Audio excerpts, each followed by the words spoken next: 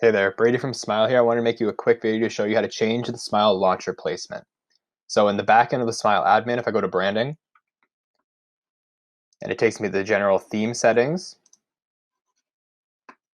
I can go to placement, customize that depending on desktop and mobile, change the placement side from the right bottom corner to the left bottom corner if I want to, and even control the margins as well. So the benefits here is if you have a chat widget that already exists on your store and you want to move the Smile widgets to the left-hand side, we can easily do that.